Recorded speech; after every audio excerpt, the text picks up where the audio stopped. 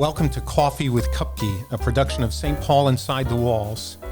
Here on Coffee with Kupke, we grab a cup of coffee, at least we're claiming this is coffee. We sit with Monsignor Raymond Kupke, the pastor of St. Anthony's in Hawthorne, professor at Immaculate Conception Seminary, diocesan archivist. We sit with Monsignor Kupke to delve into the history of Catholicism in the Diocese of Paterson. My name is Father Paul Manning. I am the vicar for Evangelization for the Diocese of Paterson. And here I am with Monsignor Kupke. So grab your cup of coffee and let's jump right in. I'm going to take a sip. How are you doing with your coffee? I'm doing very well. I'm drinking too much. Maybe we'll film like 10 episodes in a row on the caffeine. Yeah. So we were talking about Bishop Bailey. We were talking about the origin of Seton Hall Prep, Seton Hall University, Immaculate Conception Seminary. Basically, there's a building right down the street from here on the St. Elizabeth's campus. And it's the oldest building. It was the building when they bought that property. It was a finishing school for young ladies, Madame Chegaret's Academy. And that building... This was a French woman? Right. And was this a finishing school? Was it related to St. Vincent's? No, not at all. This was a private one. Okay. They moved to New York City from... Wow. But that building is the original origin of Seton Hall Prep, Seton Hall College, Immaculate Conception Seminary, the College of St. Elizabeth, and St. Elizabeth's Academy all started at some point in that one same building.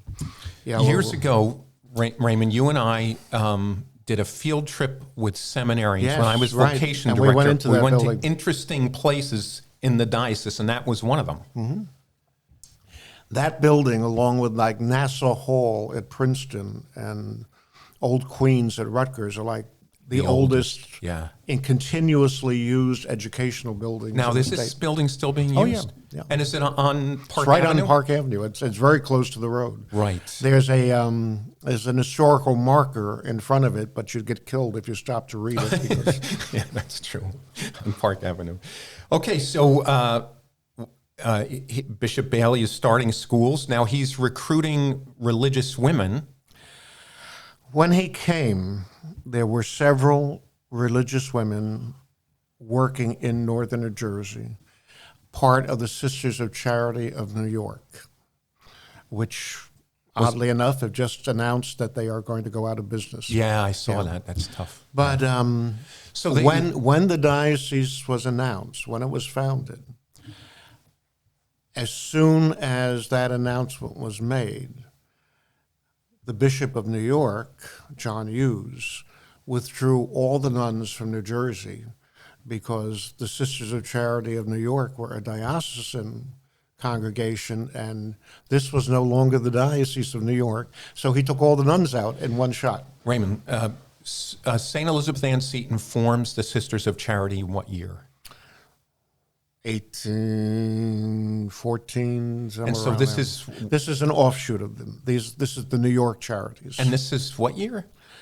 Talking about the 1850s now. Okay, so from 1814 to 1850, the Sisters of Charity have grown immensely, or?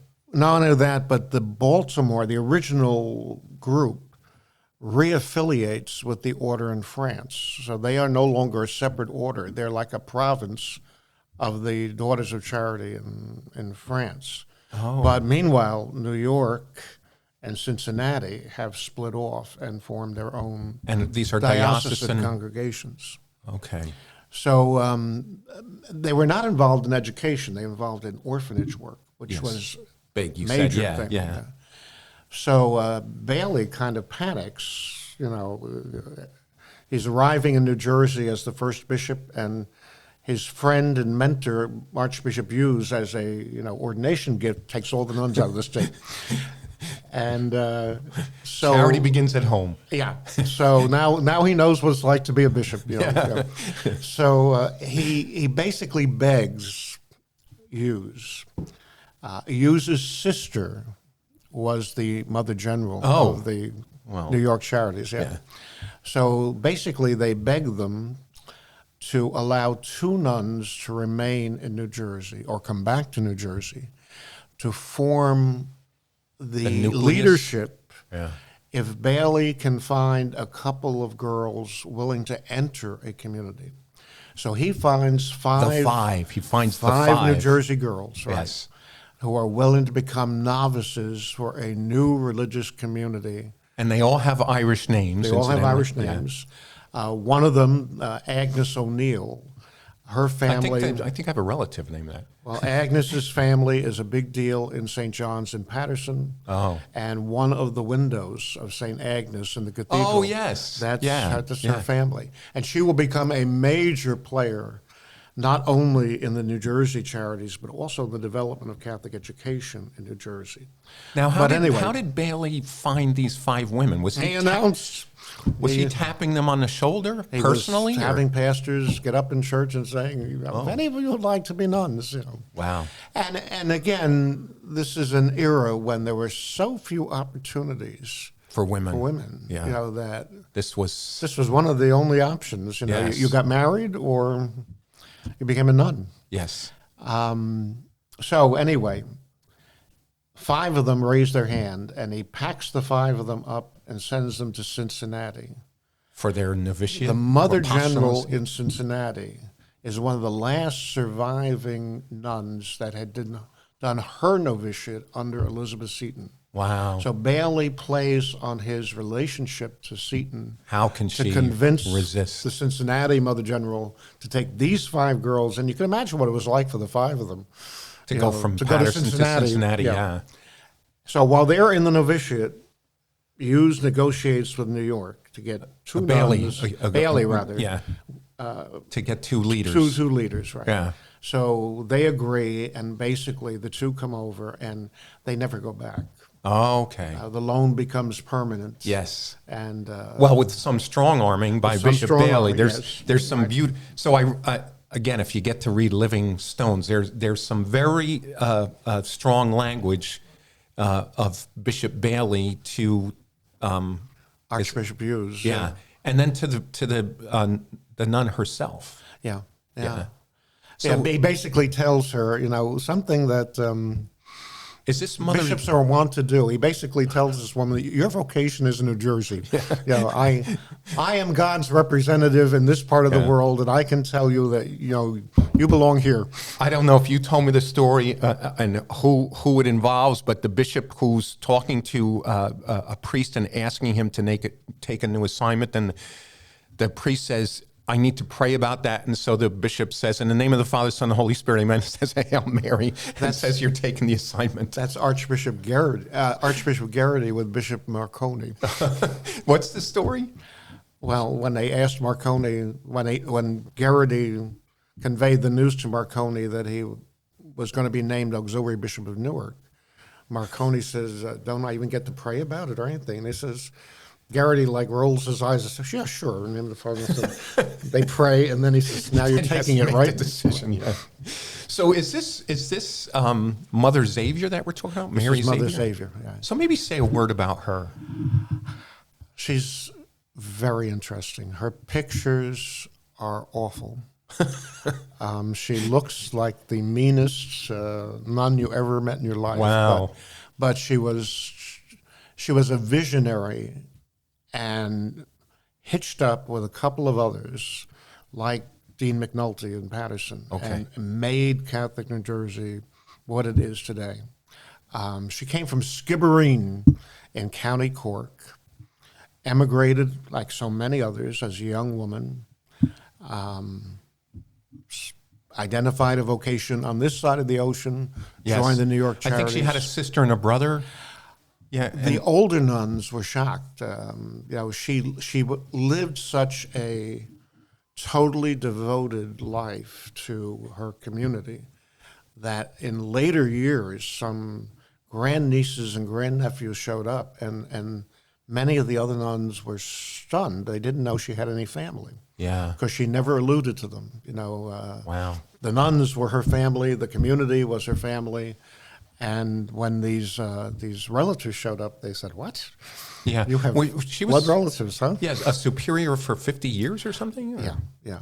She founded the Sisters of Charity basically 1859, 1860. Founded in the sense that she was the first superior. And then does not die until 1909 and is still superior. So the Sisters of Charity of St. Elizabeth Right. are this community. Right. Right. They're called St. Elizabeth because they take possession of the convent station property on the Feast of the Visitation. Oh, when Mary visits Elizabeth in Right. the hill country of Judah. Right. And They were originally in Newark, and then when Bailey moves Seton Hall from Madison to South Orange, he sells the Madison property to the to sisters. the nuns, Yeah. and that becomes their mother house ever since. And then they found the Academy of St. They Elizabeth. found the Academy and of the St. college, Elizabeth. now the university. Ultimately college, yeah. Yeah. Which was very, very forward-thinking in the sense that I think St. Elizabeth's is the oldest or the second oldest Catholic women's college in the country. Okay. And it's worth visiting St. Elizabeth's University for many reasons, historical reasons, but one of the main ones being that there is a saint, a beatified Sister Miriam Teresa, who is Buried. in the chapel. Right. Her shrine is in the chapel. Yeah. Underneath a large window of St. Francis Xavier, and the window was put there because of Mother Xavier. That was her patron saint. Got it. Yeah, that's good to know. So you also mentioned the prevalence of orphans in this time because of disease and death in childbirth and all the things that you mentioned. Yeah. Which leads me to another interesting detail that I did not know, and that is that there was a New Jersey boys' town in Denville, New Jersey. Right. So Sacred Heart Protectory, originally. now a protectory is It's an orphanage. Okay. It's a nice name for an orphanage. Yes. Yeah. But again, Bishop Bailey and his successor, Bishop Michael Carrigan, they purchased the property in Denville. Ultimately, the protectory will be moved to Kearney, where it will become known as New Jersey Boys Town. But the property in Denville remains in church hands because they ultimately will sell it to the Sisters of the Sorrowful Mother, who will develop a water treatment, a hydrotherapy program on that property in the late 19th century, and then build St. Francis Health Resort, it used to be called. Exactly. Yes. And then ultimately, much later in the 1950s, St. Clare's Hospital. Okay. And I guess we have sold the last of that property in the past year, but that property has been in church property since the 1860s. So the old building at St. Clare's, St. Francis. Sorry, was that the original? No, I think there was an older building on the property that was the protectory. Yeah. The orphanage was not there that long, but it did start there in Denville. How about that brick building across the street from that they do the barn? Yeah, is that an historical building? That was the barn for the farm that the nuns. That was all one piece of property. Yeah, because it sounded like at the New Jersey Boys Town they bought a farm, and that the boys would work on the farm. I'm not so sure that building was the original barn, but but the idea is there. Two other interesting details in this chapter. Number one, I don't know why these little details interest me, but the introduction of the Stations of the Cross in churches in the diocese, that was Bishop Bailey? I don't think it was Stations of the Cross. It was 40 Hours Devotion that he introduces to the diocese. Okay. And so, a word about that, or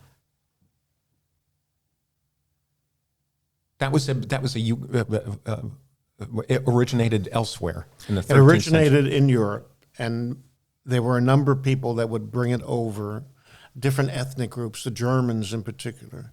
So Bailey begins to organize it and assign Sundays, weeks for parishes, so that the Eucharistic devotion is present in the diocese through the entire year. Yeah, nonstop. So every year there would be a letter sent out to all the parishes in the diocese assigning them a particular week for 40 hours devotion. What's interesting is the U.S. bishops have initiated a 3-year Eucharistic Right. revival for our nation. Right. We began the diocesan year last year with the Eucharistic Congress. Now we're in the year of parish revival, and it will culminate with the National Eucharistic Congress. But we're dealing with a concern about the belief of Jesus' real presence in the Eucharist, and that was true back then. Yeah. Yeah. Particularly because of the effects of Jansenism. You know, the reluctance of people to go to communion. A brief later word about Jansenism, just so Jansenism is a heresy that emerges in the 1600s, and it's an overemphasis on the unworthiness of the human person. And, you know, are basically we're the scum of the earth, and God's redeeming mercy. You know, God really doesn't love us, but he kind of gets... He puts up with us or something. Yeah. His arm gets twisted, and every now and then somebody gets saved. The Sacred Heart apparitions were a response were to seen as a Jansenism. response to that in the same time period. Yeah. But it created a scrupulosity about the Eucharist so that hardly anybody went to communion. The old prescription that you had to go to confession and communion at least once a year. That's what For people were doing. Many people, that's all they did. Wow. You know? Yeah. And the prevalence of the parish missions. Yes, that's another thing that you said. Part of that was preaching, going to communion, you know. Yes. This would be a big deal. At the end of that chapter, you talk about the importance of parish missions. Yes. And you mentioned that one of the Redemptorists who probably was on a preaching team. John Neumann. I thought it was Francis Xavier Silos. Yeah. Okay, but you've mentioned Father Isaac Hecker. Isaac Hecker was originally a Redemptorist, right? All right, so he would have probably... Yeah. So Father Isaac Hecker eventually formed the Paulists, right, who are particularly involved in communications. Right. But the Redemptorists and the Jesuits, and then later on the Passionists, became very involved in the parish mission apostolate. So they would have preaching members who would just spend their entire career going from one parish to another and preaching a 4-day mission. Yeah. You know, arrive on Sunday, preach at all the masses, have prayer sessions for the school in the morning, for ladies on Monday night, for the men on Tuesday night, and then culminating with a grand final celebration. Yeah. They'd also have, you know, like little stores with them where you could buy Catholic. You know. That model of the Sunday and then the Sunday night, Monday night, Tuesday night, Wednesday night, that still holds in a lot of parish missions. And then on Thursday and Friday, they'd be traveling to their next the next gig. But it became very, very important, and some parishes had physical reminders of the mission. The crucifix that hangs over the main altar in our cathedral today. That huge crucifix. That dates back to the 1870s and was in a different place in the cathedral. And originally on the base of that, it listed the dates of the parish missions each year. Wow. As late as Bishop Carrigan's time, which would be 1880 to 1887, on the form that each pastor filled out each year about the status animorum. There was a question about when you had your last parish mission. Yes. You know, and you had to And there's one parish that was infamous because they didn't have a parish mission. Do you remember which one it was? Bailey, not Bailey, but Wigger has a wonderful diary of his time as Bishop of Newark. Carrigan, do we have much time? We're okay, Right. yeah. So Carrigan was the youngest bishop in the country when he's the first alumnus of the North American College to become a bishop. Okay. And he becomes the second North bishop American College is in Rome. Rome. Yeah. He was one of the original students. Yes. So he becomes Bishop of Newark in 1881, and he's only in his late 30s. No, I'm sorry. He becomes Bishop of Newark in 1873. He leaves Newark in 1881. So he's very young, and he's like a burst of energy. By that point, you could get anywhere in New Jersey by train. Okay. But Bailey kept a detailed diary of his 7 years as Bishop of Newark, and some of his comments are hysterical today. But Yeah. He would mention like who did not have 5 sets of vestments in the proper colors, who was using gas lamps instead of candles on the altar. Yes. Liturgical abuses. Liturgical abuses, clerical abuses. But he would mention several times, about a visitation. They say, have not had a mission in 4 years. Oh. Not much going on here. Oh, wow. So you knew that this place was in trouble. Yeah. Last thing, well, actually, we probably should save that for the next time. So we're still in chapter 3. Carrigan is actually the first person. So he leaves New Jersey, in 1880 to become the Archbishop of New York, the coadjutor Archbishop of New York. But he's the first person to mention the Diocese of Paterson. Oh. As a possibility? When he left in 1880, that's when Newark was divided and Trenton was cut off. And in his diary, he speculates that this will not be the last split, that eventually Newark will be split again, and it will be either a Diocese of Jersey City or of Paterson. Let's leave it there. I want all of you who are listening or watching to make sure that you keep an eye out or an ear out for the next episode of Coffee with Kupke. In order to stay on top of new releases, make sure you follow or subscribe wherever you're listening. And if you are on YouTube, please do drop a like and hit the bell for notifications.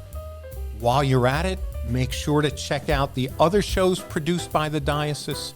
Those shows are Beyond the Beacon, hosted by Bishop Kevin Sweeney and Jay Agnish, our Director of Communications, and the Paul Street Journal, hosted by Brian Hansberger and Freddie Garcia. I want to give a special thanks to Joe Ginexi, our sound and visual engineer, Caitlin Ferrari, who's involved in pre- and post-production, and Freddie Garcia, who's helping out with this podcast in addition to doing his own. With all that said, I just want to thank you for joining us in Coffee with Kupke. Keep making Catholic history in the Diocese of Paterson.